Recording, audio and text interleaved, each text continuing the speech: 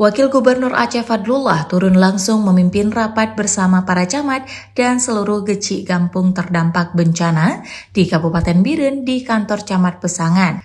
Kehadiran Wagub Fadlullah untuk meluruskan polemik bantuan hunian sementara yang belakangan ramai dipersoalkan.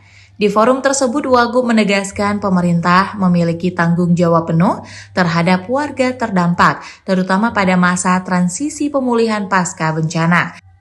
Ia menyampaikan rumah warga yang rusak ringan, sedang hingga hilang telah masuk skema rehabilitasi dan rekonstruksi dan sudah diusulkan ke pemerintah pusat. Menurutnya, skema bantuan tersebut juga telah disosialisasikan di tingkat desa.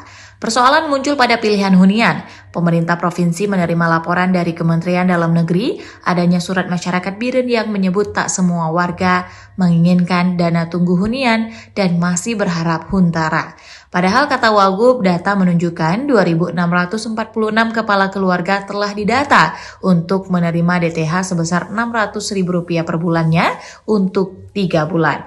Sekitar 1.000 lebih kakak sudah menerima dana tersebut.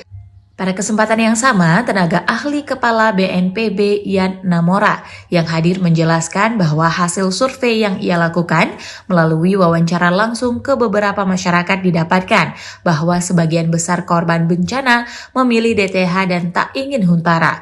Masyarakat juga ingin dibangun huntap langsung. Rapat menyepakati tidak ada warga terdampak yang mengajukan huntara.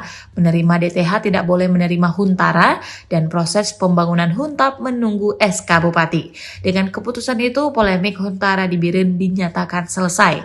Fokus pemerintah kini mempercepat pembangunan hunian tetap agar warga segera keluar dari masa pengungsian.